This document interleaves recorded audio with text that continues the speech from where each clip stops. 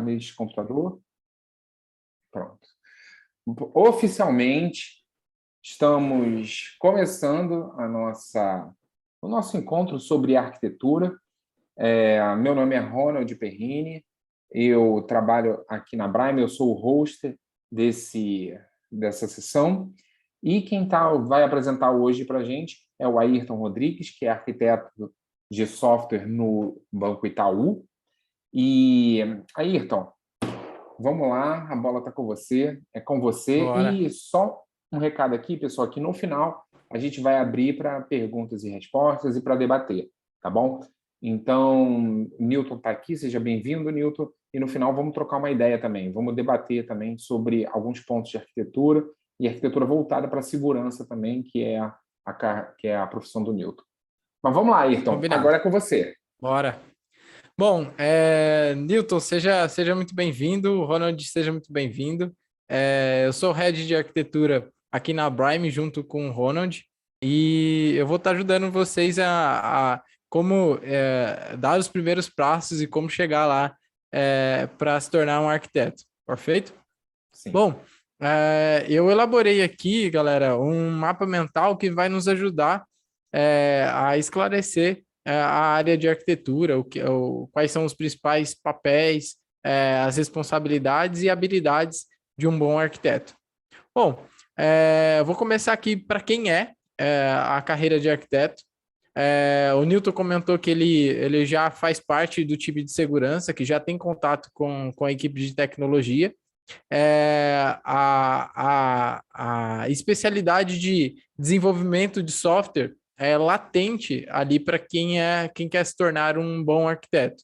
Bom, o Newton faz parte de segurança, acredito que ele faz pen test também em aplicações dentro de corporações, então ele faz teste de penetração, tentar passar dados ali, e nada mais é que ele também trabalha ali implicitamente com desenvolvimento de software.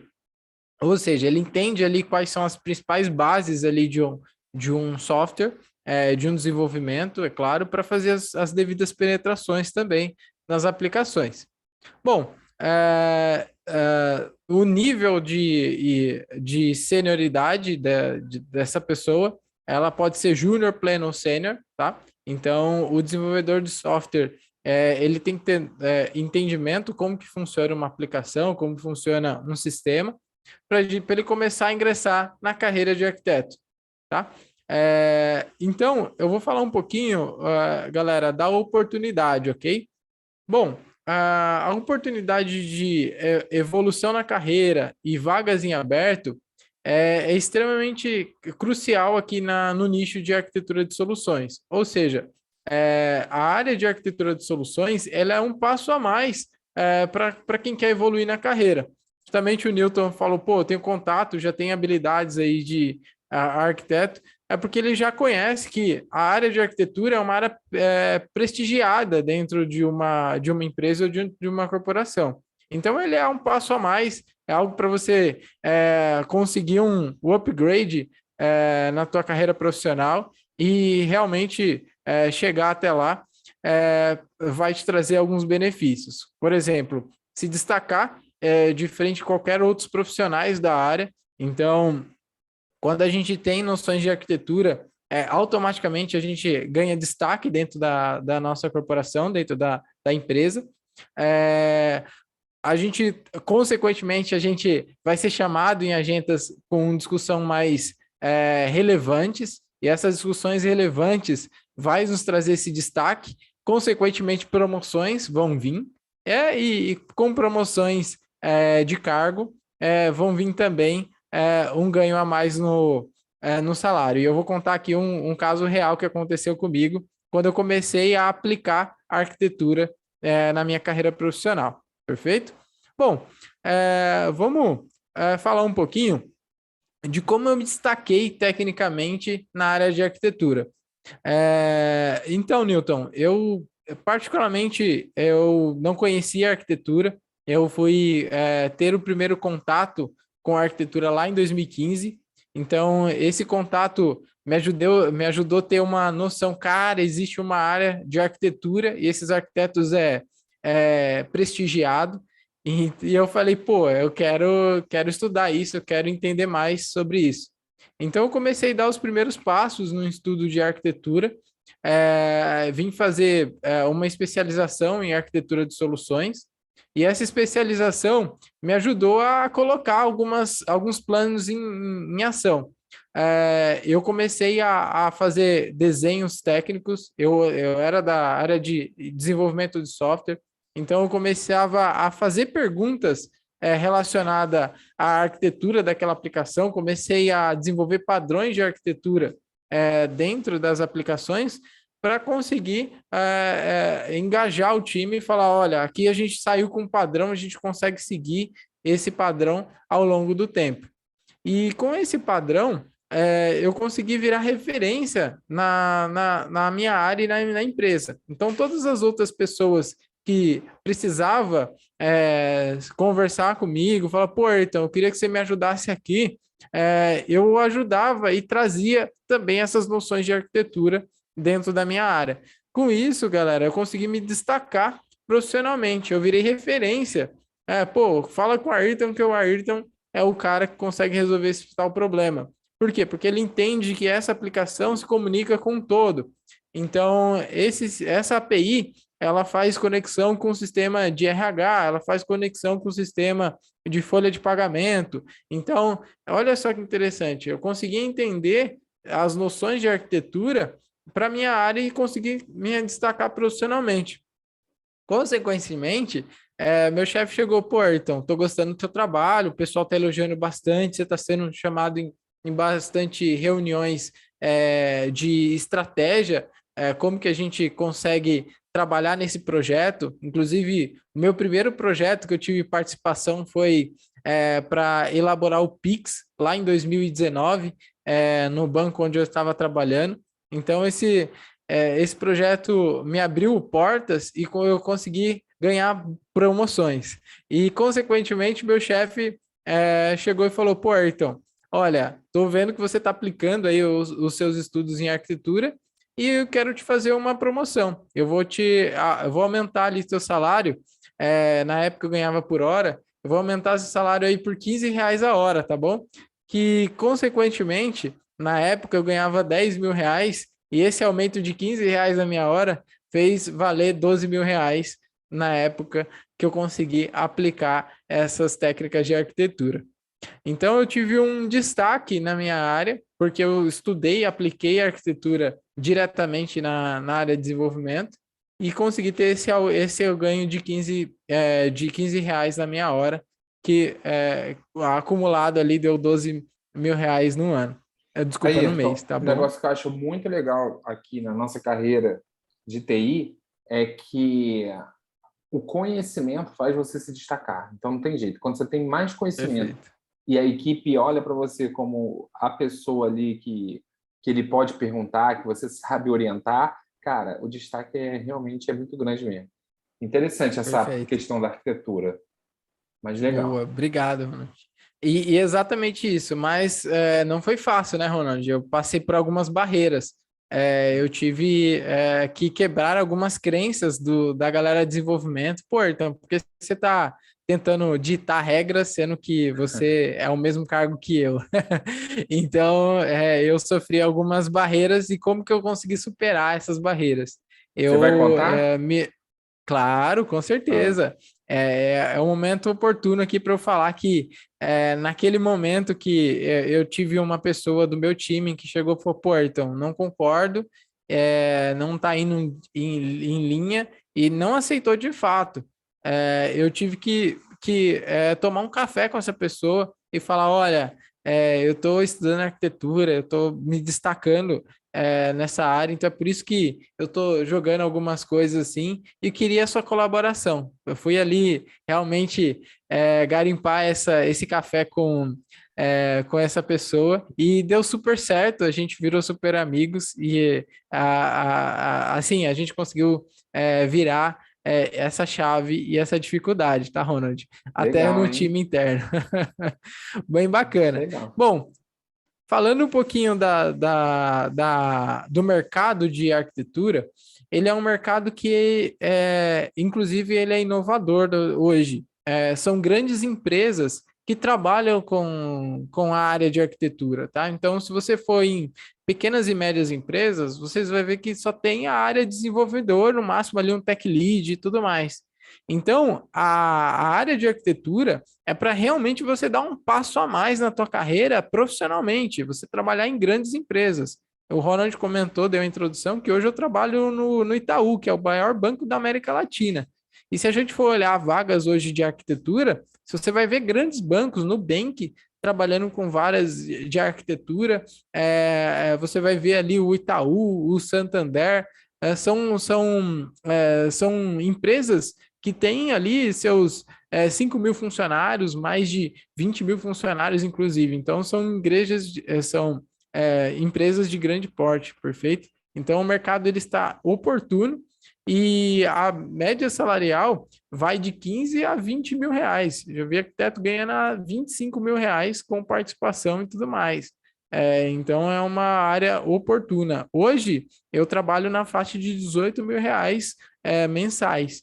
Então, essa é a minha remuneração dentro do Banco Itaú, Muito aqui bom. dentro de casa, perfeito?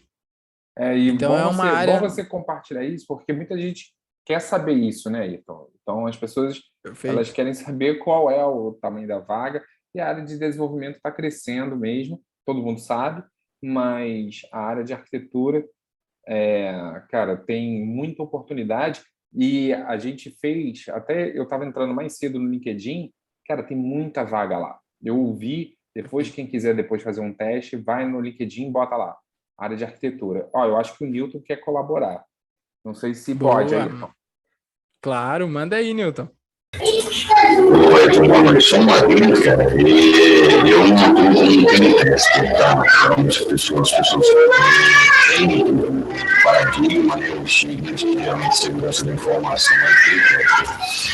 O teste é uma das atividades durante o processo que eu atuo. Eu não executo, sei executar, mas não é a minha atividade em si. Eu até, inclusive, muitas das vezes acompanho o pentest, mas eu também venho do desenvolvimento e a minha atuação é no que tange a parte de segurança de aplicação. Ah, tá. Perfeito. Beleza, legal. Boa, Newton.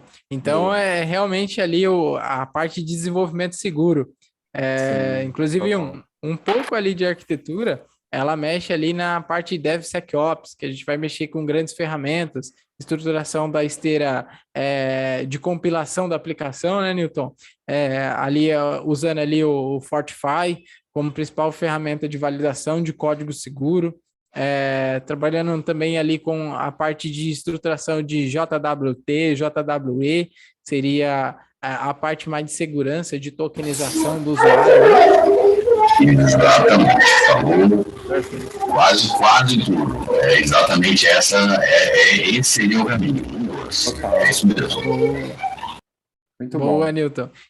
Então, o arquiteto, ele se preocupa também na hora de aplicar e discutir estratégias de segurança também. Então, como o arquiteto, ele é ali o intermediador de muitas conversas, ele faz provocações também com o time, falou, ó, aqui a gente vai precisar conseguir uma autenticação e autorização, tá? Então, a gente vai usar múltiplo fator de autenticação, MTLS, que é confiar em dois servidores diferentes. Então, o arquiteto ele também tem esse papel. E esse background seu, Newton, ajuda demais você a se destacar ganhando outras habilidades de arquitetura. Então, é primordial ali o conhecimento de background com segurança, tá? Perfeito? Pô, maneiro, legal. Bom, agora vamos falar como que a gente chega lá, né? Então, ó, chegou o momento da gente abrir aqui a caixa de Pandora. Cara, como é que a gente trilha esse caminho de arquitetura? Boa. Bom, basicamente são três pilares, tá, galera?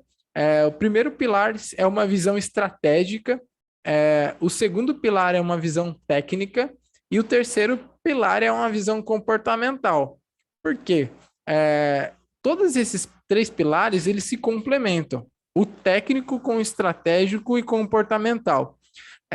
Eu até comentei aqui com vocês que eu tive que passar por algumas barreiras ali, falar, pô, o Ayrton é desenvolvedor de software, está no mesmo nível que eu, hierarquicamente, como é que ele está conseguindo me dar ordens, né? Então, foi esse ponto de vista comportamental que me fez tomar aquele café com aquela pessoa e falar, ó, eu estou estudando arquitetura, então é por isso que eu estou tomando essas atitudes e tudo mais. Então, o comportamento de um arquiteto funciona bastante, ele é complementar bastante a área, porque ele vai ser um influenciador de ideias, né?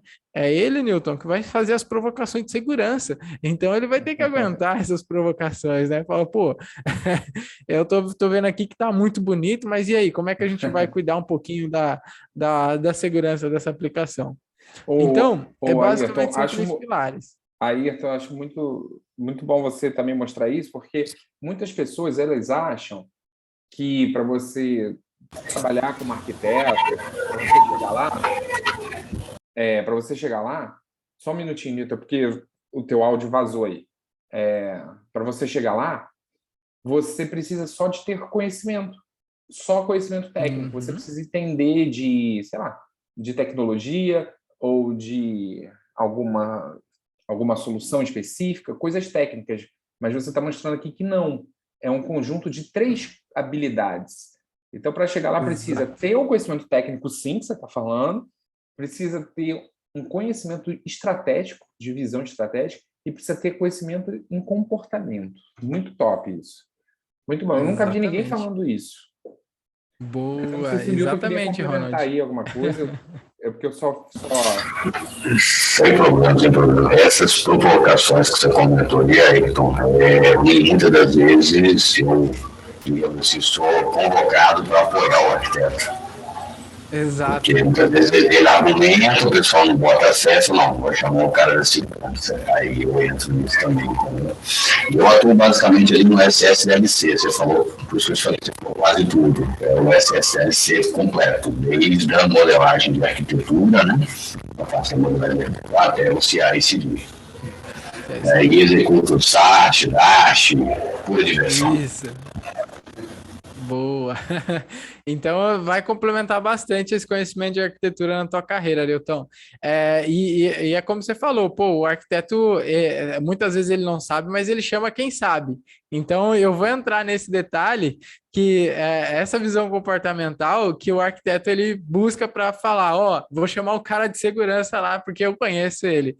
Eu vou falar um pouquinho aqui, um pouquinho dessas estratégias. Vamos falar um pouquinho de como o arquiteto tem que olhar ali numa visão estratégica. Então, por que o arquiteto ele tem que olhar de uma forma estratégica? São 3 visões estratégicas também: planejamento, integração e métrica, tá bom? Essas são as 3 principais estratégias que o arquiteto vai ter que olhar. O primeiro o primeiro é planejamento. Por que planejamento? Na hora que a gente faz um planejamento de um software, de um sistema, a gente vai ter que olhar se ele, qual que é o impacto financeiro desse software. O quanto que esse software vai conseguir trazer de ganho. O quanto que esse software vai economizar ou gastar numa arquitetura robusta ou numa arquitetura simples. Por que a gente precisa saber esse impacto financeiro? Imagina que a gente está fazendo uma venda, está construindo um software vamos dizer, de relatórios gerenciais. Então, um software simples de relatórios gerenciais. Por que eu vou gastar milhões de reais para fazer um sistema que ele vai ser usado ali, rotineiro, 2 vezes por dia, não é um sistema que é acessado frequentemente. Então, primeira coisa de planejamento que o arquiteto vai ter que fazer cara, o que esse software vai impactar financeiramente para a corporação? Se ele ficar fora, o quanto que ele tem de impacto? Por exemplo, se o Itaú parar o sistema de TED dele, o quanto que o Itaú perde de grana se ele ficar fora. Então, ele precisa saber qual o impacto financeiro daquele software, daquela aplicação. Então, essa é a primeira estratégia que o arquiteto tem que olhar e fazer provocações naquele time. Por quê? Aqui que a gente vai buscar soluções de tolerância à falha. Então, a gente vai olhar as soluções, cara, estou num data center X, e se essa aplicação parar, eu vou gastar milhões com ela, né? Ela parada. Então, eu preciso ter um outro data center, seja um aqui em São Paulo, outro na Virgínia, nos Estados Unidos, outro na Europa, para ter essa tolerância à falha. Então, se essa aplicação parar, o quanto que isso vai ter um impacto financeiro para a empresa? Ou vamos pensar o contrário, né? Imagina que ela parar. Cara, parou, tudo bem. O gerente ele vai outra hora nesse sistema de relatório e está tudo certo. Eu não preciso gastar uma grana lascada com um sistema que vai ser pouco utilizado. Então, aqui, o arquiteto ele vai começar a pensar estrategicamente o impacto financeiro. É por isso que o arquiteto ele ganha o que ele ganha, porque ele pensa o quanto esse software vai se adaptar e vai trazer de benefício para dentro de uma empresa. Tá? Então, o arquiteto bom é aquele que faz essas provocações de impactos financeiros desse software antes de ser construído, tá bom? E falando um pouquinho de plano de tolerância à falha, o arquiteto, para que ele consiga saber se essa aplicação falhar e medidas de alternativas, ele tem que saber também o impacto financeiro para que ele consiga bolar estratégias de tolerância à falha. Perfeito? Então, o impacto financeiro é um dos principais visões que ele vai ter que ter quando a gente fala de planejamento, tá bom? Então, ele vai ser chamado em agendas que vai pedir a construção de um software, ele vai ter que elaborar essas alternativas. Bom, o segundo é o impacto de negócio. Por exemplo, Newton, imagina que eu tenho um sistema legado na minha empresa e esse sistema legado precisa modernizar. Como que eu monto uma equipe, uma estratégia de modernização desse software? Então, ele vai ter que pensar também nos impactos de negócio. Por exemplo, se eu aumentar a quantidade de usuários trabalhando nesses sistemas legados, será que ele aguenta? Será que ele está preparado para isso? Então, se ele não tiver, quais são as estratégias de modernização? Então, ele vai ter que pensar no negócio também e quais são os impactos que esse software tem dentro da empresa. E é por isso que a gente bola planos de modernização, a gente contrata times, a gente contrata product manager para melhorar esse produto, esse software. Então, é por isso que a gente segue com uma linha de desenvolvimento. Além do mais, esse software ele pode ser vendido. Então, imagina numa estratégia que esse software ele vai ser usado comercialmente. Então, imagina hoje o WhatsApp, sem aquela parte de WhatsApp Business. Imagina, eu querendo fazer negócio com o WhatsApp e não consigo. Então, o arquiteto ele planeja também como que esse software pode ser comercializado e disponibilizado para o mercado, tá? Inclusive, os grandes bancos hoje estão usando estratégias de pegar pequenos serviços dele e começar a monetizar esses serviços. Por exemplo, transferência de grana, ele consegue disponibilizar para o mercado, usar a API dele para fazer transação de dinheiro e ele remunera por cada chamada por essa aplicação. Então, é uma estratégia de venda de negócio desse software também. Perfeito? E o último pilar aqui que a gente vai tocar na parte de planejamento é tempo. O arquiteto ele precisa saber mensurar qual que é o tempo daquela aplicação para que ele não desperdice a grana da empresa. Por exemplo, imagina que 8 horas da manhã tem um pico de usuários que acessa esse software. E aí o software ele demora bastante para responder, até cai, até tomba ele não responde na hora correta? O quanto de tempo que esse software está gastando dos funcionários que estão acessando ele. Então, o arquiteto ele tem que mensurar também o impacto de tempo desse software para conseguir colocar como requisito. Então, imagina se esse software ele ficar indisponível 8 horas da manhã. Qual que é o ponto de gargalo dele? Será que é o banco de dados? Será que é o banco de dados que está demorando bastante para responder? Será que a API está mal construída? Então, o arquiteto ele tem que saber também o impacto de tempo que essa aplicação vai ter. É por isso que a gente fala de throughput. Quantos throughput aguenta? Quantos TPS aguenta? Aguenta 10 TPS? Aguenta 5 TPS? TPS é transação por segundo, tá? Então, o arquiteto ele faz essas perguntas de tempo também. E claro, para que ele consiga traçar ali um impacto menor de tempo, ele tem que bolar um plano de performance. Cara, eu não vou usar um banco relacional para uma aplicação que não vai fazer, por exemplo, pesquisas grandes, pesquisas robustas. Então, ele só vai guardar a informação e depois excluir essa informação ou alterar ela. Então, não faz sentido ele colocar num banco relacional, porque ele quer economizar tempo. Então, é aqui que o arquiteto entra fazendo um plano de performance para essa aplicação.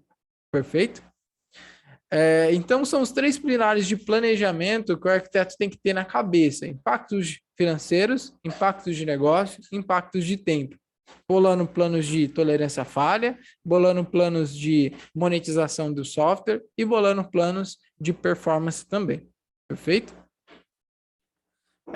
Agora eu vou falar um pouquinho do segundo pilar aqui na visão estratégica, que é a integração de sistemas.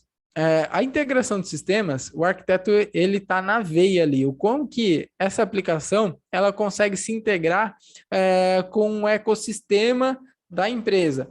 Então, imagina que eu tenho uma integração via arquivo.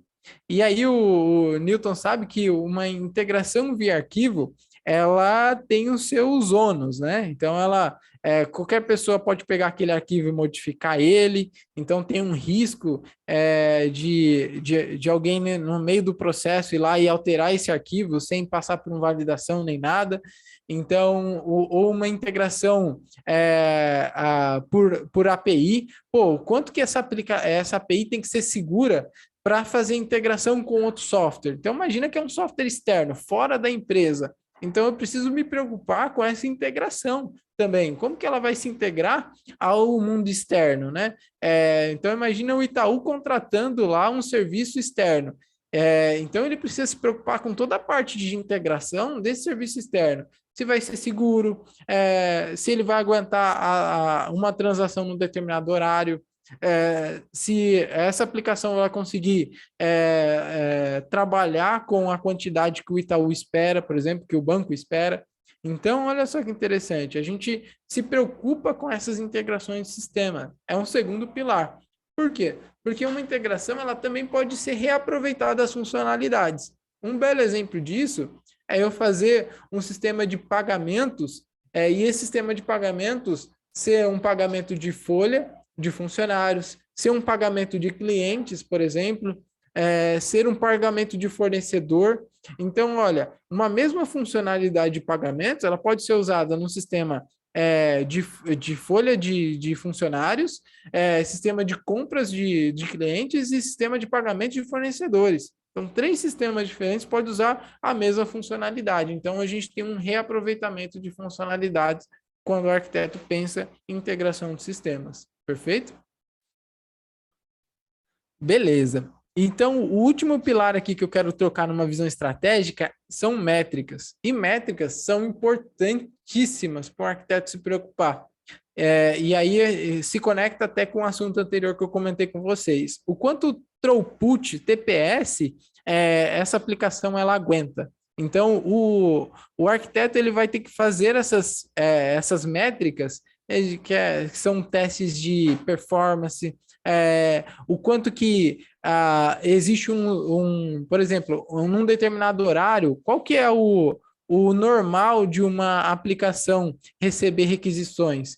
Por exemplo, se num determinado momento da madrugada, onde não é normal ter um pico de requisições, opa, tem alguma coisa errada aqui. Então, ou alguém está colocando um robô para fazer chamar essa API de forma indevida, ou está entrando uma integração que a gente nem sabia que ela existia e agora ela passou a existir, passou a ter um pico. Então, a métrica é importante o arquiteto dominar, porque é através dessa métrica que ele consegue falar, olha, eu consegui reduzir tanto de tempo. Olha, normalmente essa aplicação ela responde em tantos milissegundos. Então, métrica é importantíssimo o arquiteto se preocupar de largada no planejamento de um software, perfeito? E também métricas de sucesso e falhas. O quanto que essa aplicação falhou ao longo do tempo, quanto que ela teve indisponível, né? Então, por exemplo, na cloud, a gente tem 99,999 sucesso, métricas de sucesso, mas a gente tem aquele 0,0001 de tolerância à falha. Então, pode falhar 1% das vezes, vamos se dizer, tá? Então, essa métrica de sucesso e falha é importante a gente também mensurar o quanto esse software é disponível, tá? Bacana, galera. Então, eu vou aqui para o segundo pilar, tá? Então, esse é o segundo pilar, uma visão técnica. O arquiteto, ele também trabalha tecnicamente nas aplicações. Claro, ele não precisa conhecer de tudo. Se conecta também com aquela visão de comportamento, que ele sabe quem sabe, né? Então, ele chama o Newton lá e falou, Newton, me dá uma ajuda aqui para eu elaborar uma visão de segurança. Quais são os requisitos aqui de segurança que a gente precisa ter? Estou planejando fazer assim. Ele não precisa saber de tudo, mas são 5 coisas principais que ele precisa estar na mente. A primeira, eu até comentei numa visão estratégica, que conecta aqui numa visão técnica. Tolerância à falha. O arquiteto ele tem que saber medidas que ele vai tomar dentro de uma arquitetura para que ela responda de forma tolerante a essa falha. Por exemplo, a TED do Itaú não pode ficar fora, ela tem que estar sempre disponível. O Pix é uma regulamentação do Banco Central, ela tem que responder em 3 segundos, ela não pode passar de 3 segundos de resposta do Pix. Então, o quanto que tolerância à falha e performance afeta numa visão de arquitetura de um software, tá? Então, falando um pouquinho de tolerância à falha, quais são ali as medidas que o arquiteto vai tomar quando uma aplicação falhar? Ele tem que ter um data center aqui, outro lá na Virgínia, outro na Europa, para conseguir garantir que quando aqui em São Paulo cair, na Virgínia está tudo certo. Ou lá na Europa também está tudo certo. Então, eles conseguem fazer essa questão de tolerância à falha, perfeito? Eu vou abrir aqui um pouquinho mais, que ele vai ter que pensar como a arquitetura vai suportar aquela aplicação se ela falhar, por exemplo, tá? Então, por exemplo, se ela falhar, tá tudo certo. Então, ele declara lá, olha, eu não estou planejando tolerância à falha, porque se falhar, tá tudo certo, a gente tenta de novo, o usuário clica no botão de novo e tá tudo certo. Eu não preciso me preocupar, ou eu preciso me preocupar. Tá bom? Aí, então, deixa eu te fazer uma pergunta. Claro. Então, um bom arquiteto, ele precisa ter conhecimento nessa questão agora que você está mostrando que é o ponto de vista técnico e pensar e ter conhecimento em tolerância à falha. Aí a pergunta que eu tenho é, se a maioria dos desenvolvedores, eles não pensam nisso? Olha, a maioria dos desenvolvedores não pensam em tolerância à falha. Por quê? Se falhar, ele coloca um try catch e aí ele joga a exceção para cima e devolve para o usuário uma telinha azul. Você já viu a telinha azul do Windows? Então, os desenvolvedores, na prática, ele não planeja isso, né? Então, se um bom arquiteto não especifica que essa aplicação ela precisa ter um contorno da falha, o desenvolvedor chega lá e coloca um try catch, que é dentro do código. Quando dá a exceção, ele loga em algum lugar e está tudo certo. Entendi. Então, alguns desenvolvedores ele não planejam essa parte toda essa falha. Pode perguntar, Newton. Não, inclusive, isso quando usou o TriCat no front-end básico, né? Passando todas as informações para a gente malicioso ali fazer a festa. Exatamente. Clássico essa, né? Estou conscientizando o desenvolvedor sobre isso, que ele não pode fazer o tratamento de erro ali no famoso TriCat dessa forma. Ele não pode dar todas as informações. Ele tem que usar essas informações na hora que ele for divulgar alguma coisa desse contexto. Depois disso, só joga lá uma mensagem lá, um system out print ali, por exemplo, para o usuário. Pronto, ele não precisa saber o que é, ele não precisa passar informação. Não é verdade? Exatamente isso, Newton. Ele abre brechas, porque no TriCat, no cat, ele retorna qual que é a linha do erro, né? E aí ele mostra a classe, inclusive. E aí, cara, isso abre brecha. Fala, porra, deu out of memory. Ah, então peraí, se eu estourar a memória, quer dizer que se eu fazer essa ação, eu consigo estourar a memória? Ah, então deixa eu estourar a memória do servidor deles lá, para a aplicação inteira falhar, para o Itaú ficar fora, por exemplo. Então, se ele não tratar o erro corretamente ali, ô Ronald, cara, ele abre brecha de segurança, inclusive, igual o Nilton comentou. Entendi. Isso sem falar, desculpa, isso aí você entrou num ponto interessante. Isso sem falar quando dá um erro de exceção lá que traz para você toda aquela linda, montadinha, só aí que malicioso copiar e injetar o SQL injection. Só ninguém. Exatamente, dos top 10 de falhas ali é o SQL Injector. Ele usa essa informação a teu favor e aí ele sai extraindo vazamento de informações a rodo ali, ele sai extraindo informações da base de dados somente com essa mensagem de erro, tá, Ronald? Então, os desenvolvedores muitas vezes eles não pensam nessa parte. Entendi. E isso é responsabilidade do arquiteto, né? Responsabilidade do arquiteto é organizar e também olhar isso, tá? Então, ele fala, olha, você está fora dos padrões de arquitetura, então vai lá, refaz ali a tua aplicação, porque está fora. Boa, então um bom arquiteto ele faz isso daqui. A segunda visão técnica de um bom arquiteto, Ronald, é performance. Ele vai olhar, ele tem que saber estratégias de performance que ele vai tratar na aplicação dele. Por exemplo, o Banco Central chegou e falou, olha, o Pix precisa ser transacionado em 3 segundos. Não pode ter mais que 3 segundos. A transação tem que cair na hora para o cliente. Então, o arquiteto ele vem com essa missão. Olha, eu vou procurar as principais estratégias de performance. Vou colocar aqui uma base de dados em cache para economizar ali o acesso a uma base robusta. Então, ele pensa em estratégias que vai colocar a aplicação dele no maior alto consumo. E detalhe, Ronald, ele também tem que pensar também em momentos de pico baixo. Então, olha só, imagina que na madrugada esse sistema usa bem pouquinho.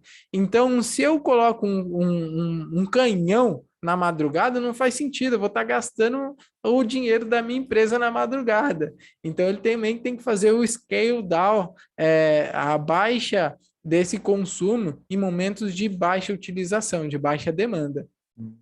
Entendi, muito bom. Boa. Muito bom, porque a sensação que eu tinha era que a equipe de infra, DevOps, é que ficava preocupada com isso, mas não, né? O arquiteto, ele que tem que pensar e desenhar e estruturar como que vai ser, né? Mesmo porque, por exemplo, serviços como a AWS, Azure, você paga por uso. Então, se você usar mais, você paga mais. Se você usar menos, você paga menos por minuto. Então, é uma economia, né? É uma economia grande. O arquiteto, ele pensa, ele senta junto com o time da Infra e fala, ô Infra, eu tenho essa quantidade de usuários aqui que vai acessar durante o dia. À noite, eu não vou usar.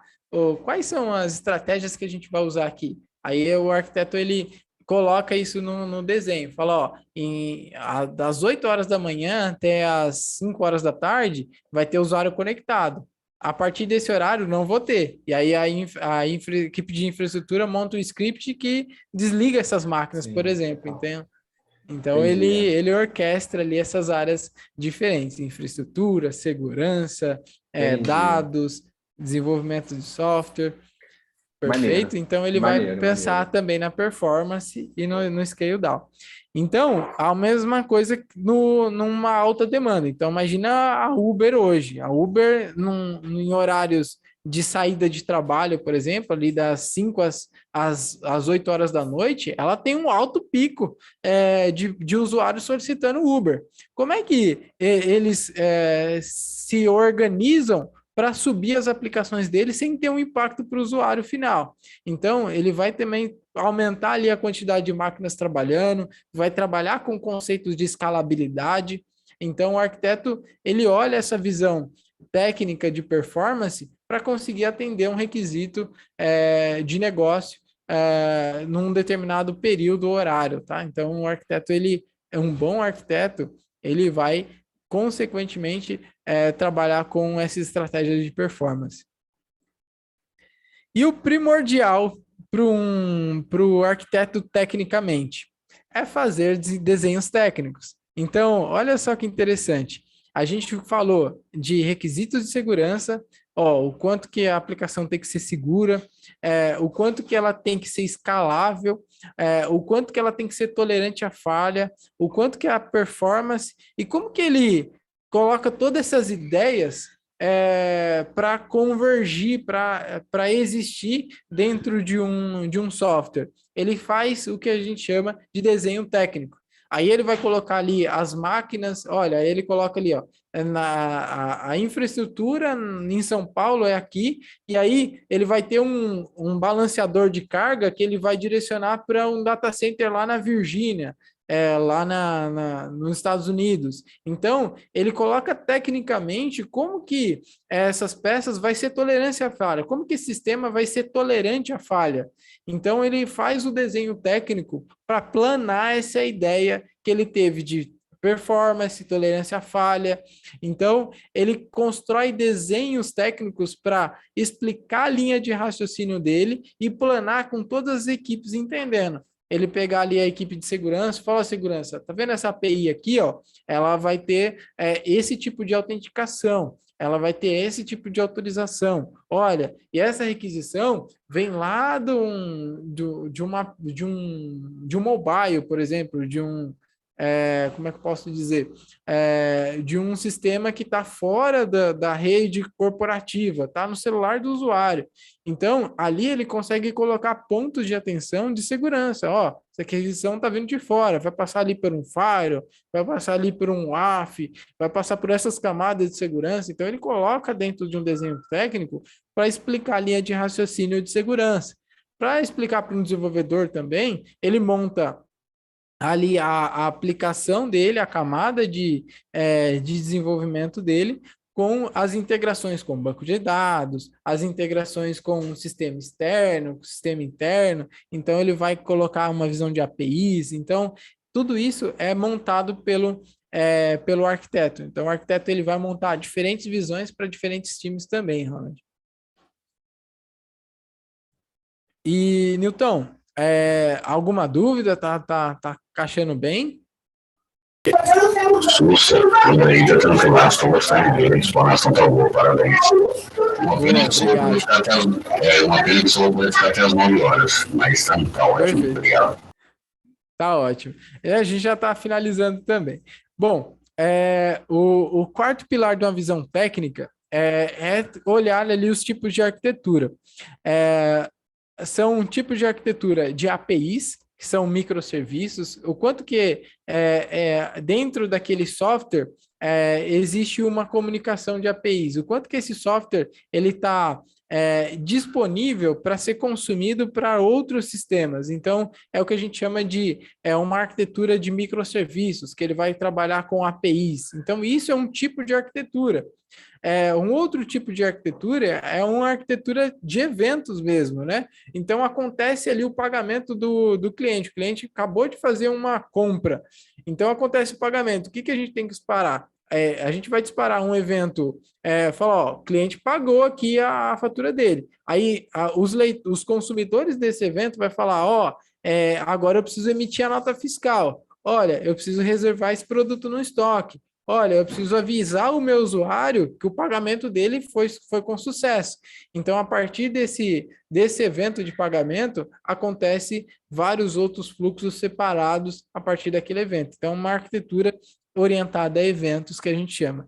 E a nossa famosa arquitetura monolítica, que a arquitetura monolítica tem muito preconceito, né? Então, hoje, no mundo do desenvolvimento, o Newton e Ronald, o pessoal acha que a arquitetura monolítica é coisa do passado, é coisa antiga. E, de fato, é uma coisa um pouco mais legada. Mas ela usada de uma forma bem correta, ela se torna em diversos sistemas modernos. Por exemplo, essa aplicação que a gente está trabalhando aqui, que é o Zoom, ela é considerada uma aplicação monolítica. Por quê? Ela está na máquina do usuário, ela está rodando na máquina dele, não tem integrações via API, ela não é modularizada via API, ela está tudo num blocão só. Então, uma aplicação monolítica bem feita, ela é sustentável ao longo do tempo e roda por 10, 15, 20 anos e usando da forma correta.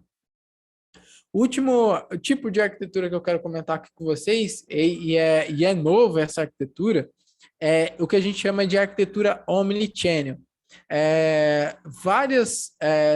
Hoje a gente olha grandes corporações e tem vários sistemas espalhados para fazer coisas diferentes para uma mesma pessoa. Então, um mesmo operador, ele abre a tela de pagamentos do cliente, depois um sistema de, como é que eu posso dizer? Um sistema de controle de estoque, um sistema de, como é que eu posso dizer também?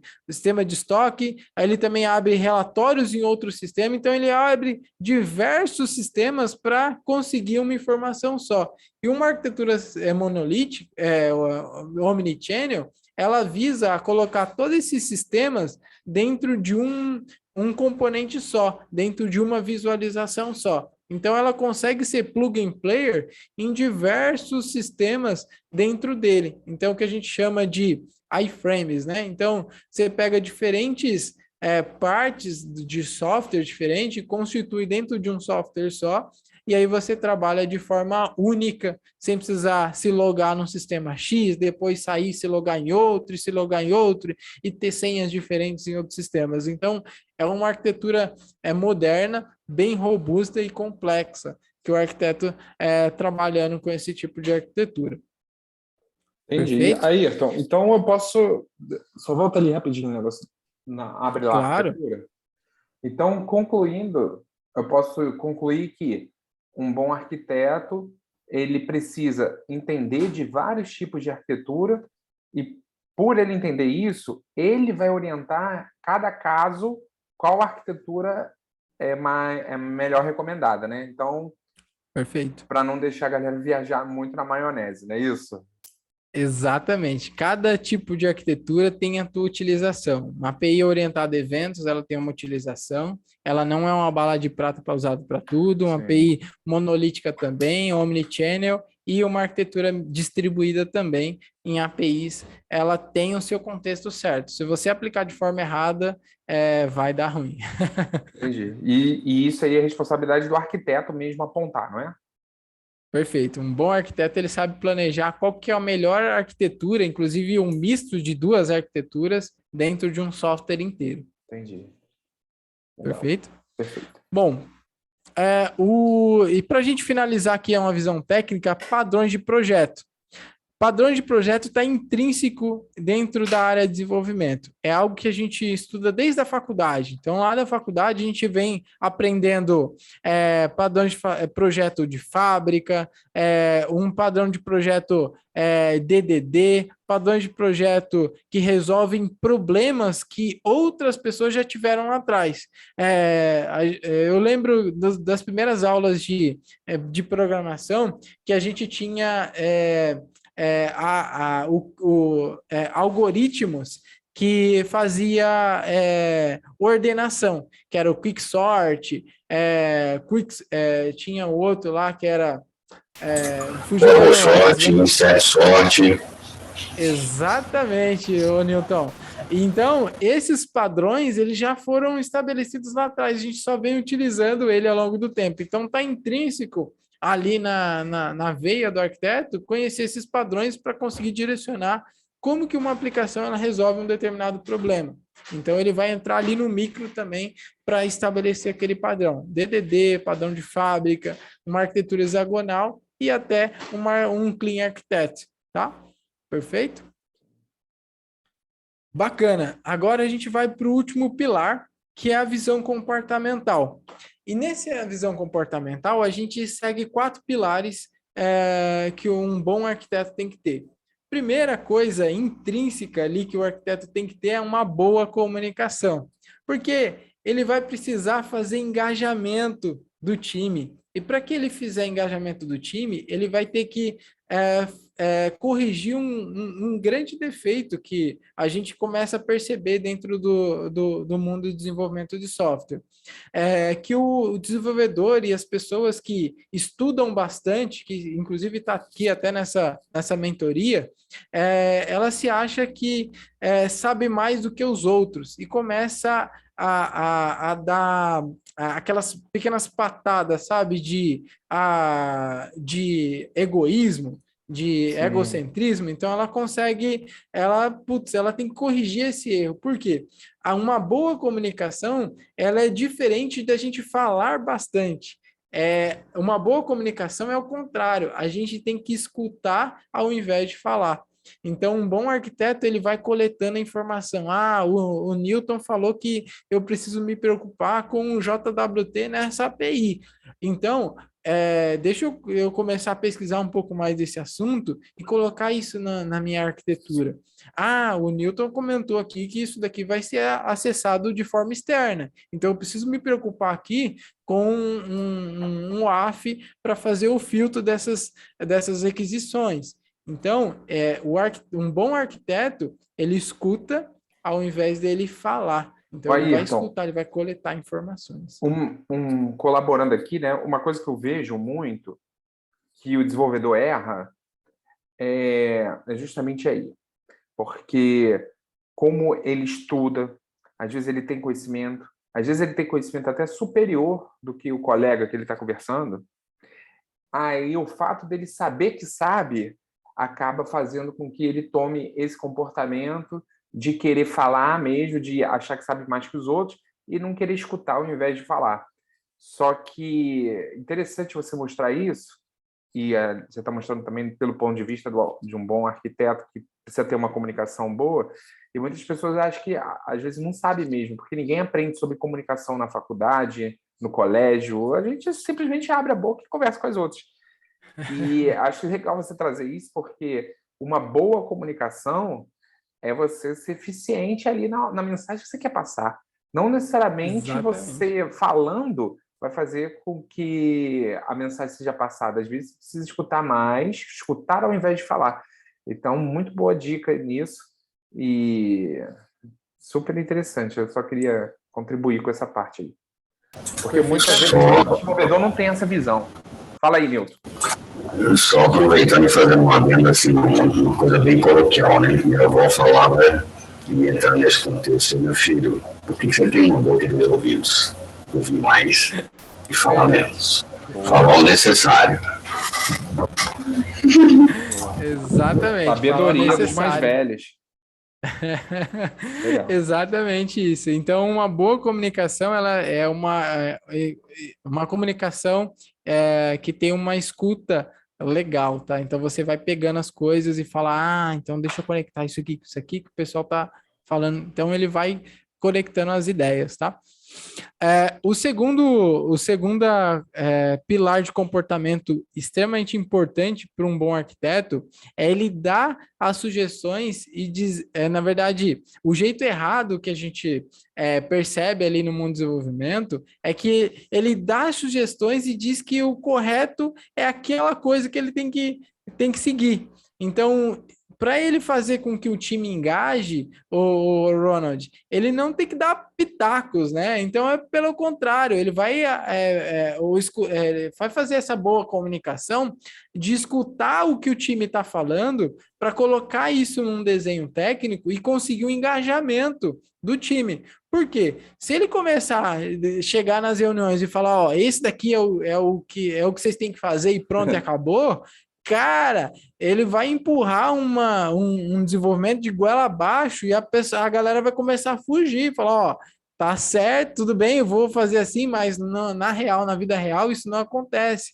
Então, ele vai ter que escutar o time, ouvir as diferentes opiniões para fazer com que o time engaje naquela solução e desenvolva, ele sinta parte realmente de estar construindo aquela solução. Então ele vai buscar ali o Newton ali e falou, Newton, ó, eu tô querendo resolver aqui um problema de segurança. Qual que é as suas recomendações aqui para eu ilustrar para o time? Então o Newton vai fazer parte daquela solução e ele vai estar antenado. Quando outra pessoa chegar no ouvido dele e falar, ó, mas então, o arquiteto Ayrton chegou e falou que vai ter que ser assim, porque a gente combinou dessa forma.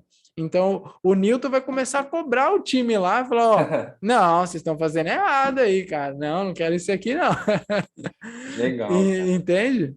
Sim. Então, para fazer o time engajar, Newton e Ronald, a gente tem que escutar eles e fazer com que eles sintam parte da solução. Então, é o segundo pilar de comportamento que o arquiteto vai trazer ali para ele conseguir andar e ter destaque realmente na tua carreira.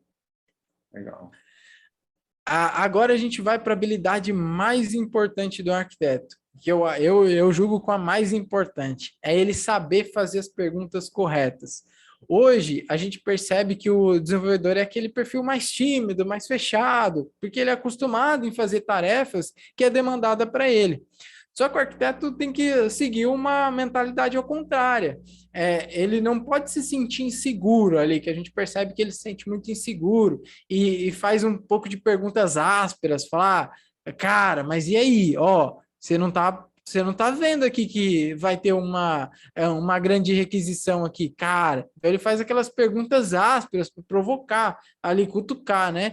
Então o arquiteto ele tem que agir de forma diferente. Ele tem que saber fazer as perguntas provocativas e construtivas, justamente, Newton e Ronald, para ele conseguir coletar as respostas corretas.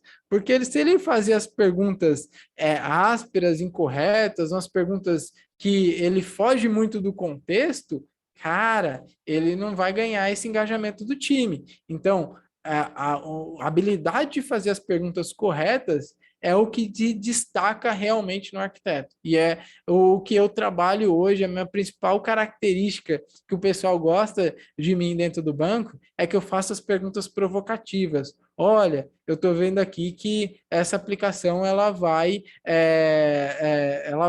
poder parar algum momento. O que a gente vai fazer? Qual que é o impacto financeiro disso? Qual que é o impacto de negócio se essa aplicação parar? Então ele faz essas perguntas provocativas. Ayrton, Perfeito? você comentou aqui, né, que o desenvolvedor normalmente ele fica tímido porque ele não faz pergunta, porque normalmente ele está mais acostumado a receber tarefa e que ele, quando ele abre a boca para fazer pergunta, faz pergunta ácida. Assim, parece só aquela pergunta ácida. E você disse que você não faz, mas que você faz perguntas provocativas que são boas. Dá um exemplo aí, cara, de como que é uma pergunta boa de que você faz aí no dia a dia e que não é ácido. Claro. Só para a galera entender. Por exemplo, uma que seja provocativa, mas que não seja ácida. Não, perfeito. Olha só que interessante. Como muitos desenvolvedores estão ali fechados no seu dia a dia, e a gente faz parte de reuniões estratégicas, sim, a gente chega e fala o seguinte para a equipe de negócio. Galera, a gente está terminando o desenvolvimento dessa API, a gente vai colocar em produção tal dia, tá? Mas, a gente vai precisar fazer uma análise de segurança dessa aplicação. Tudo bem? Ok aqui para vocês? Ele falou, cara, análise, o que é isso aí, cara? Por que a gente precisa? Aí eu falei, ó, é uma análise que a gente vai fazer ali métricas ali de segurança para que a empresa não se submeta a vazamento de dados. A gente vai fazer testes ali de vulnerabilidade para que ela não seja. Cara, mas quanto que isso atrasa no projeto? Olha, a gente vai precisar de pelo menos uns 3 dias para a equipe fazer essa análise. Tá tudo bem? Cara, não tá tudo bem. Falou, ó, se não tá tudo bem, a gente vai ter que reagendar essas datas. Ou a gente coloca mais pessoas aqui para trabalhar, para encurtar esse tempo, mas a gente precisa fazer isso daqui. Então, essas perguntas provocativas eu levo nas agendas, porque muitas vezes a galera de negócio quer entregar, e muitas vezes a gente tem que pensar lá atrás com o time. Então, o arquiteto ele leva essa responsabilidade para fazer essas perguntas provocativas. Ó, precisamos fazer, porque tem um risco aqui de vazamento de dados. A gente não quer correr esse risco, né? Você quer assumir essa bronca? Aí é essas perguntas provocativas que a gente faz e não é ásperas, tá? Entendi. Perfeito? Na Boa. verdade, é o Então, seguinte, Ayrton, você já sabe o que você quer que aconteça, você só usa a pergunta mesmo para a pessoa começar a pensar e depois para fazer uma pré-introdução do que você quer que aconteça, né? É isso. exatamente. A gente usa as Entendi, perguntas para influenciar. entendi. Tá bom. Boa, Ronald. Beleza. Exatamente isso. Bom, e o último comportamento de um bom arquiteto são bons relacionamentos. Igual o Newton comentou aí no começo da conversa. Olha, os arquitetos me chamam aqui para discutir questões ali de integração, de segurança, de tokenização. Então, o arquiteto, quando ele constrói bons relacionamentos, ele consegue ter essa cadeia de network e ajudar ele na tua carreira. E o que a gente percebe é que os programadores ele só se relaciona com ali programadores, ele não sai um pouco da caixinha dele. E um bom arquiteto, cara, ele sabe fazer ali construir uma boa rede de relacionamento, porque ele sabe que ele vai precisar chamar o Newton para resolver algumas questões para ele. E ao contrário também, o Newton vai procurar o arquiteto Ayrton. Sabe aquele projeto lá que a gente estava falando de construir uma aplicação lá para o Santander? Cara, eu estou olhando aqui que, pô, o pessoal não está seguindo. E aí, como é que você vai fazer? Ó, vamos chamar ali uma reunião para a gente alinhar esses pontos aqui com a equipe de desenvolvedor, porque eu estou vendo que a galera não está seguindo, está tendo muito retorno de código. Lá, estou passando na esteira, tá dando, tá? Então é isso, Ronald. Entendi. Nossa, muito bom. Boa, Muito e bom. consequentemente, quando a gente constrói bons relacionamentos, Newton, eu vi que o Adriano acabou de entrar, a gente gera uma cadeia de network. A gente não sabe fazer, mas a gente sabe quem faz, né? A gente consegue pedir o auxílio dele e trabalhar nesse network também. Então, esse é o último pilar de uma visão comportamental de um bom arquiteto. E aí, é são as principais pilares para a gente chegar até se destacar profissionalmente e ser promovido e se tornar e entrar na carreira de arquiteto. E aí, galera, eu fecho aqui a explicação com as principais pilares para a gente chegar dentro da carreira de arquitetura.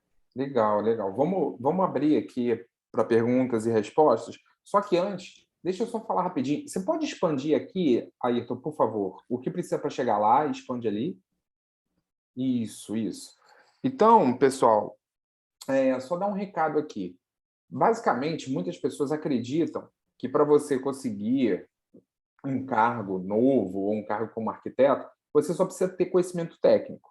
A verdade é que sim, você precisa sim ter conhecimento técnico, mas você precisa ter outros conhecimentos para poder chegar lá, como pontos de vista estratégicos, que o Ayrton acabou de mostrar aqui todos, os principais pontos de vista técnicos que o arquiteto precisa, ele mostrou aqui, e ponto de vista comportamental. Então, são 3 áreas que você precisa se desenvolver e cada área é importante para você conseguir exercer muito bem ali a tua atividade. E uma das coisas que a gente está mostrando aqui, porque assim, para você se tornar arquiteto, é uma série de conhecimentos. Você precisa de vários outros conhecimentos que não dá tempo da gente falar numa live de 50 minutos, 60 minutos. Mas a gente procurou trazer quais são os principais pontos para que você saiba aonde que está o 80-20 da coisa. São os principais pontos para você não errar nessa questão, e que principalmente fizeram a diferença para o Ayrton. E se vocês quiserem se aprofundar nesse tema, se vocês quiserem, sei lá, ter um mergulho mais fundo nesse tema, nesse contato com a área de arquitetura, entrar num programa de acompanhamento, num programa de mentoria, a gente convida vocês para poder fazer a inscrição na nossa mentoria, que é a mentoria da Brime. É só acessar o site www.brime.com.br/arquiteto, boa, Ayrton. E lá vai ter um botão para você fazer a aplicação. A mentoria não é estilo, paguei, passei o cartão e entrei. Não, não é. A mentoria funciona assim, você aplica, a gente lê o seu perfil, e se a gente identificar que você tem perfil e tem potencial para você chegar a arquiteto, aí a gente vai entrar em contato com você para a gente poder te explicar, tirar todas as dúvidas, a gente vai fazer um Zoom e te explicar como que funciona o acompanhamento e qual é o nosso plano para te acompanhar para fazer você chegar lá, tá bom? Agora, se a gente acreditar que você não tem perfil, por qualquer motivo, a gente vai também te dar um retorno, vai falar, eu acredito que não seja o momento. Então, como funciona a mentoria? Você entra na página, tem tudo lá explicado. Se você tiver interesse, você aperta o botão para você fazer a sua aplicação. Nessa aplicação, você vai contar informações sobre você, tá? Quem é você e informações do seu know-how técnico. Enfim, são informações para a gente poder avaliar se realmente a mentoria vai funcionar para você ou não. E aí, depois de aplicado, a gente vai ler as aplicações e a gente vai fazer um contato e vamos conversar depois no Zoom, tá bom? Então, está feito o convite aí, brime.com.br/arquiteto, tá bom? Está lá a página, está tudo explicadinho o que é a mentoria, tem o Ayrton, cara, tem uma profissional de Headhunter também, que ela é mentora do programa, ela vai fazer acompanhamento e treinamento da parte de montagem de currículo, da parte de localização de vaga, de como se comportar em entrevista, de como... inclusive, ela vai mapear vagas também de arquitetura de acordo com o seu perfil cultural e vai recomendar vagas para você também. Então, tá lá, tá bom? Tá feito o convite aí para quem quiser dar um passo além, quem quiser ir a fundo nesse mundo de arquitetura e mudar de carreira. Bom, gente, é isso. Vamos abrir agora para perguntas e respostas aí. Pessoal, vamos interagir. Eu vou botar aqui grandão aqui. Pessoal, alguém quer fazer alguma pergunta para o Ayrton? Alguém... Eu vi que o Adriano entrou depois, o Leandro também entrou depois, mas não sei. Newton, você que estava aqui, quer fazer alguma pergunta? Sim, eu gostaria de perguntar qual seria, não sei se digamos assim, faz sentido a pergunta para algum seria essa, mas qual seria o valor da mentoria? Como vi no site, está aqui e tal, achei interessante, achei bacana. Agora, sobre as explanações, não é ele como, para mim, foi tranquilo, show de bola, achei legal, gostei bastante. Parabéns aí pela, digamos assim, as explanações, é uma visão, digamos assim, hands-on, né, de quem está ali com a mão na massa mesmo. Faz todo sentido dentro do que eu vivencio também. Eu tenho contato com o pessoal da arquitetura e eu, digamos assim, de certa forma, abre aspas, faço a arquitetura a 4 mãos com o pessoal ali e atuo na parte aí de segurança. Minha visão é mais de segurança na arquitetura, né? Mas a gente sempre faz um brainstorming nesse contexto aí, levanta possibilidades, porque segurança não tem receita de bolo. Exatamente, não tem receita de bolo. Então, quanto mais visão você tiver de mais pessoas de fora para poder fazer um brainstorm, levantar possibilidades, probabilidades, melhor, enriquece mais a questão da arquitetura. E o Ayrton sabe o que eu vou falar e com certeza ele vai concordar. Nossa arquitetura é segura e o código não, a probabilidade de invasão ela existe, mas é baixa. Enquanto a parte se a arquitetura for insegura e o seu código seguro, a probabilidade de invasão e acesso indevido é alta, porque a arquitetura na origem está insegura. Total. Milton, Exatamente. agora, um ponto que eu falei que eu ia falar com você, né, no início da live, mas que eu deixei para o final, é o seguinte, sobre segurança. Por exemplo, o Ayrton, ele mostrou lá da habilidade de um bom arquiteto pensar estrategicamente para que serve a aplicação e pensar estrategicamente ganhos financeiros, atividades de negócio, essas coisas. A gente sabe que em segurança, aí é a provocação, tá, Nilton? Para a gente debater aqui e você dar a sua opinião. Mas a gente sabe que em segurança da informação, cara, a gente pode aplicar várias tecnologias para deixar o negócio cada vez mais e mais seguro e mais protegido. Porém, a visão de negócios que vai determinar se a gente vai investir muito em segurança ou se não, ou se de repente aquela aplicação, de repente os dados que estão lá dentro, o uso, sabe, o impacto, tipo de informação, se aquela aplicação não é tão importante assim e de repente não precisa ter um nível de segurança tão alto. Entendeu? Então, eu achei, o que eu queria trazer aqui para a discussão é o seguinte, eu sei que segurança é importante, mas a minha visão, meu ponto é um balanceamento. É a segurança versus, entendeu?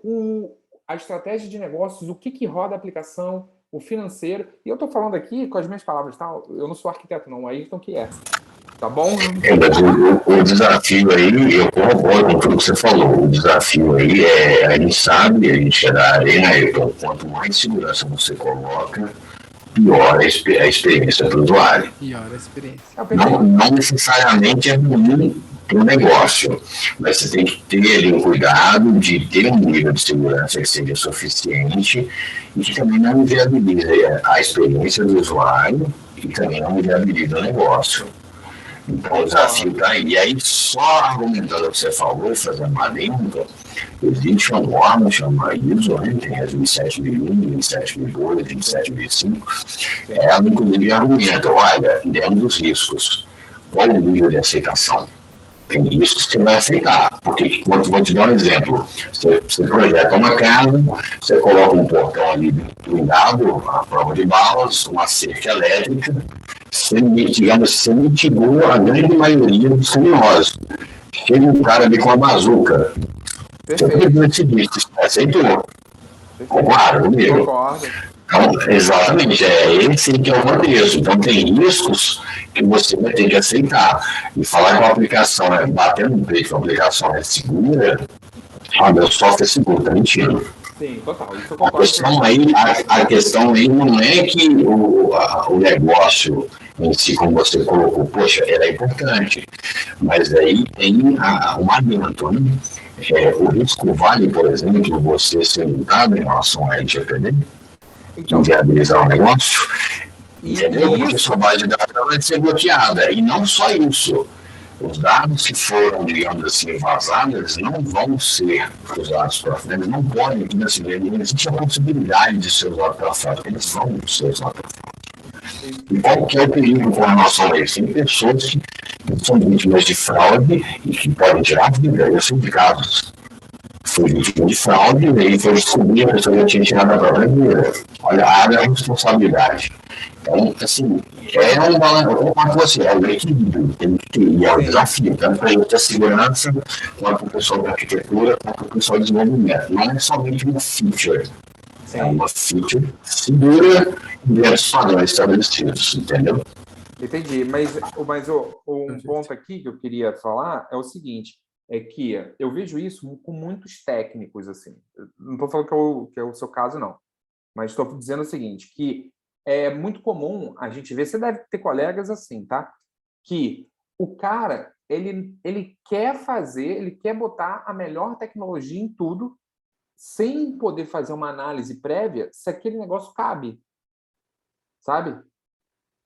Você já viu isso? Porque, assim, porque, tudo bem, dá para a gente botar o melhor em tudo, só que às vezes tem uma aplicação que ela tem um impacto de negócio, sei lá, tão baratinho, tão pequeno, ou às vezes nem entra dados naquela aplicação, sabe?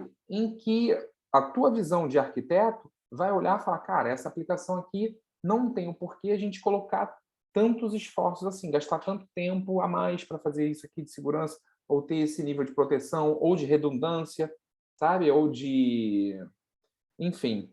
Então, eu acho que é um balanceamento, tipo, das coisas que a gente pode fazer de segurança, como você falou muito bem, do risco que pode correr, mas também da estratégia de cada sistema, de cada aplicação que está sendo construída.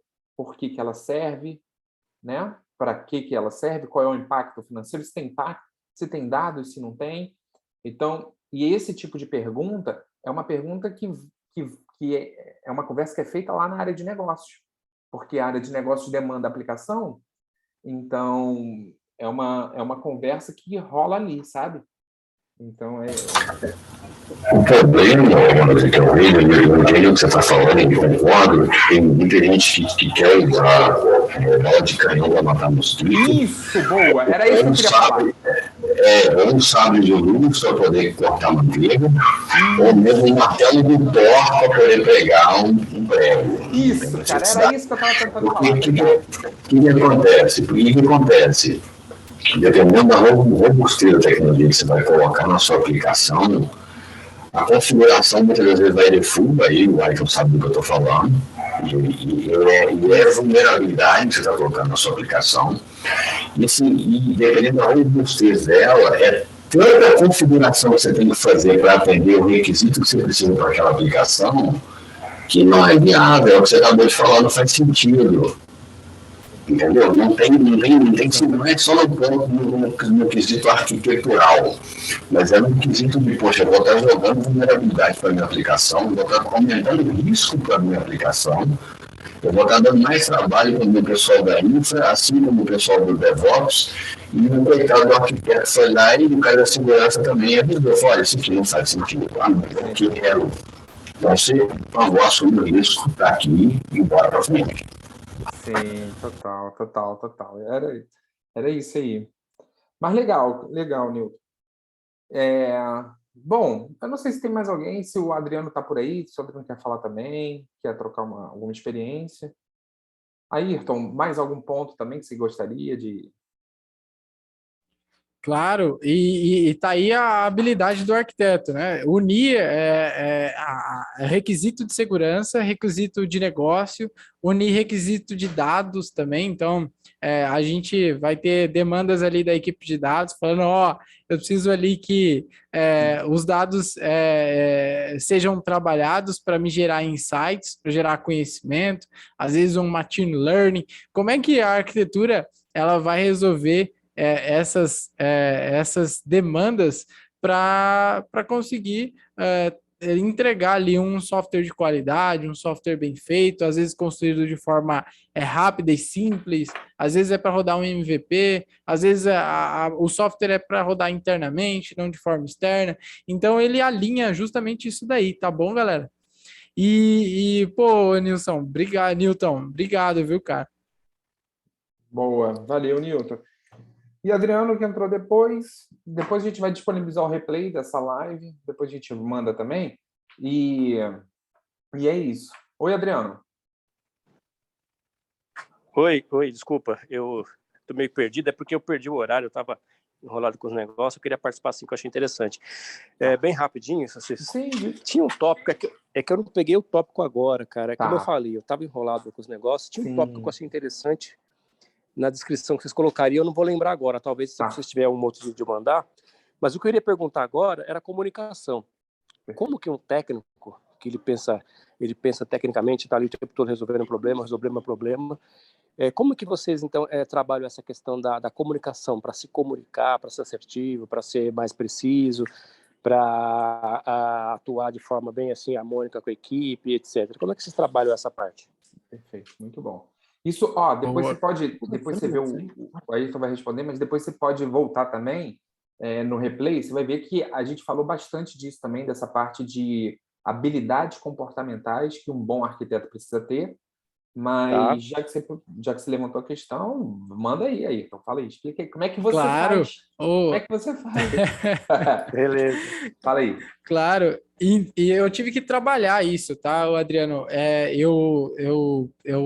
Vim da área de desenvolvimento, eu era um cara muito introspectivo, então eu conversava com pessoas ali do meu time, e eu tive que trabalhar a comunicação justamente para conseguir me tornar um bom arquiteto.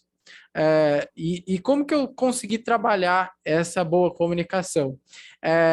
Eu percebi que a maioria dos desenvolvedores ali, eles faziam perguntas ásperas, e muitas das vezes não perguntavam, entravam numa reunião ali, ficavam calados, e com medo de verdade de fazer perguntas imbecis, perguntas idiotas, e é o que eu tive que mudar mentalmente. Eu falei, pô, não existe pergunta idiota.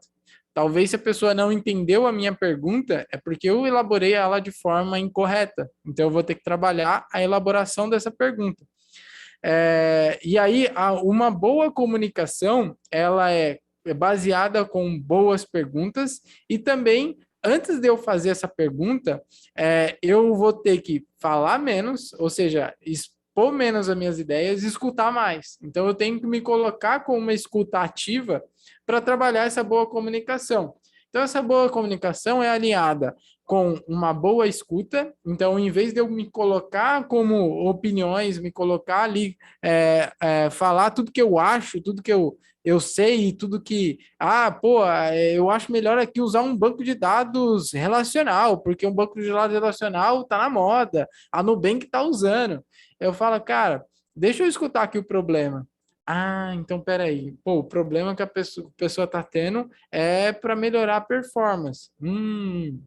Então peraí. Eu consigo utilizar um banco não relacional com um banco de dados em memória.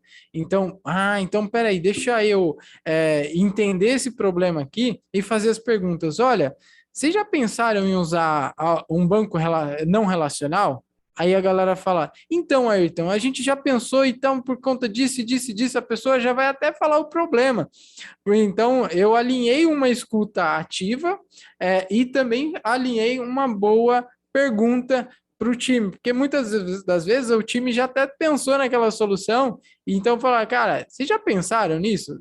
Para depois eu começar a argumentar, depois eu começar a falar, então, ó, os benefícios de usar um banco não relacional é esse, eu não vou precisar ficar buscando tabela de um lado, do outro. Claro, se a gente for precisar fazer uma consulta mais robusta, aí sim eu vou precisar trabalhar com um banco de dados mais direcionado para buscas, né? Então, um banco de dados que usa Elasticsearch e tudo mais. Então, olha só que interessante.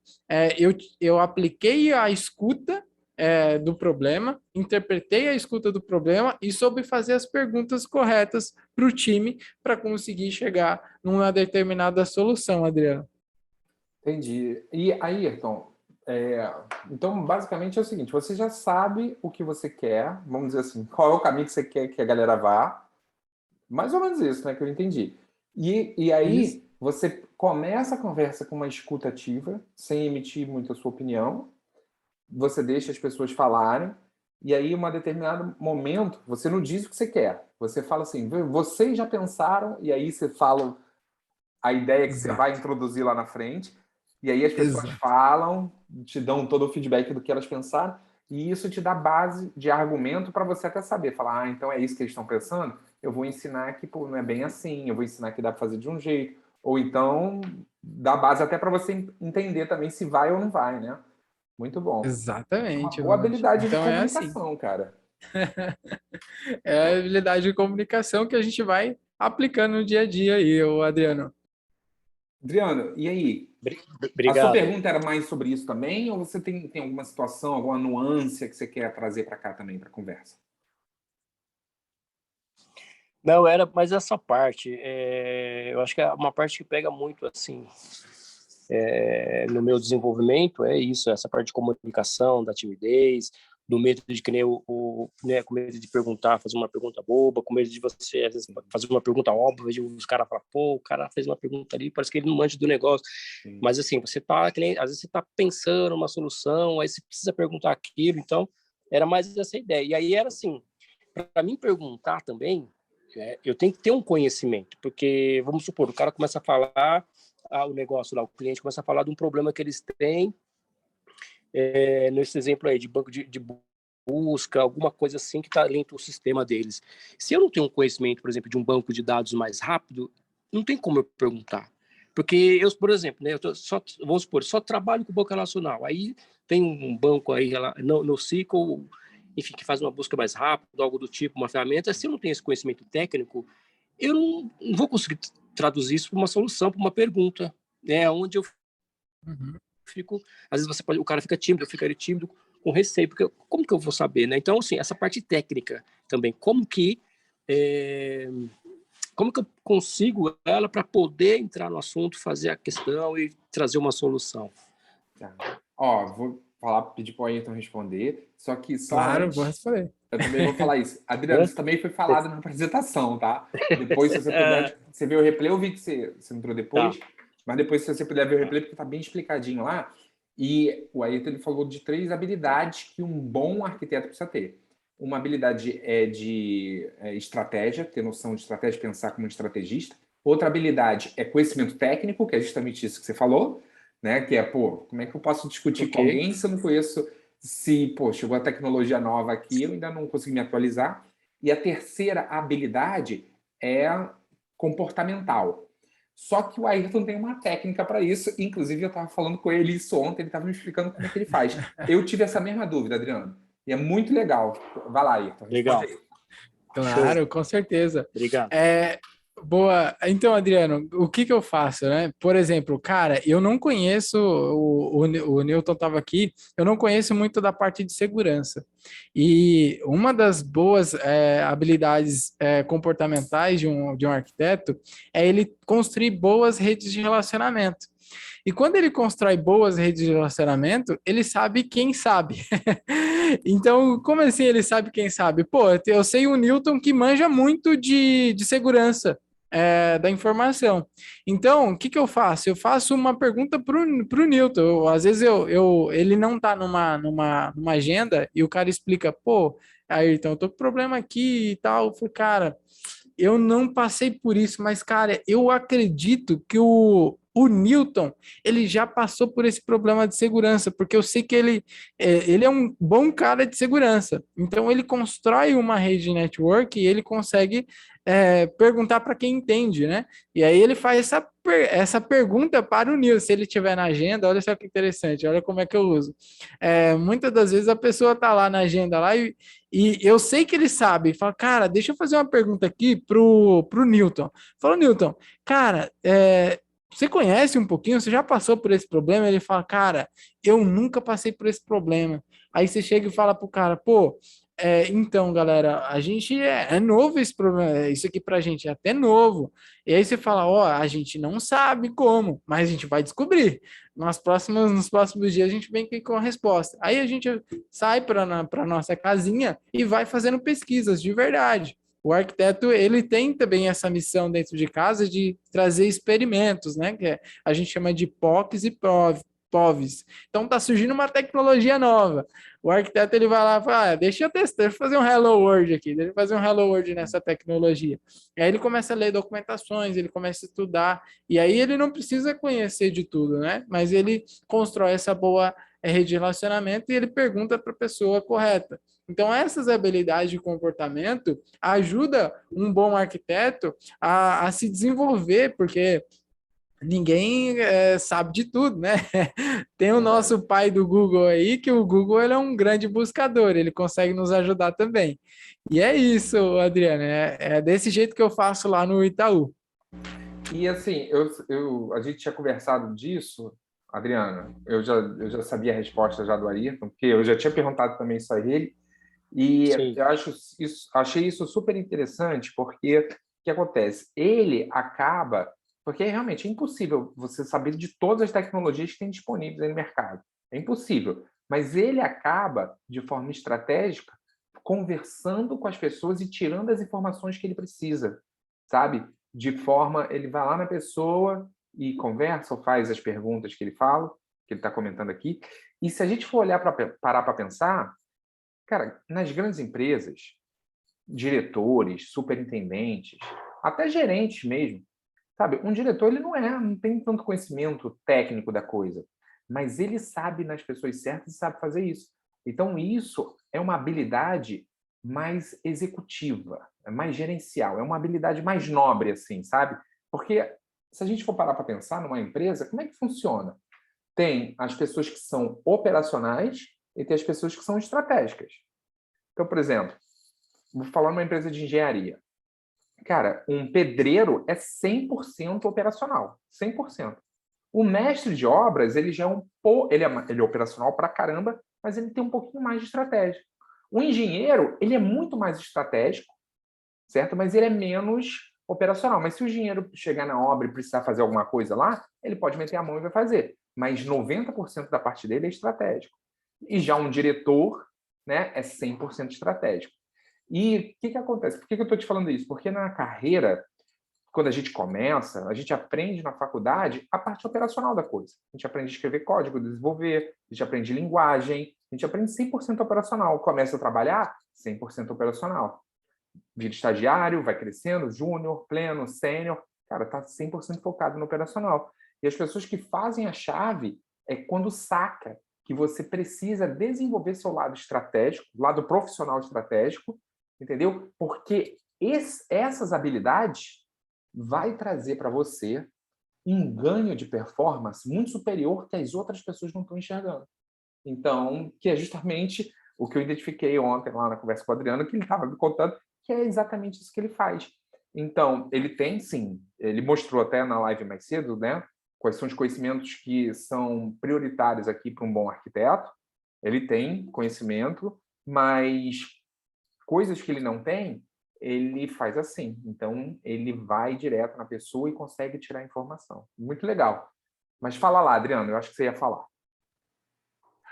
Não, agradecer, achei interessante. Eu vou olhar assim, depois eu vou ouvir com calma a live inteira, porque é interessante do que eu estou buscando, e eu acho que é isso, mas é nessa linha mesmo de conhecer. O que você falou desse tripé aí, é bem isso que eu estou buscando mesmo.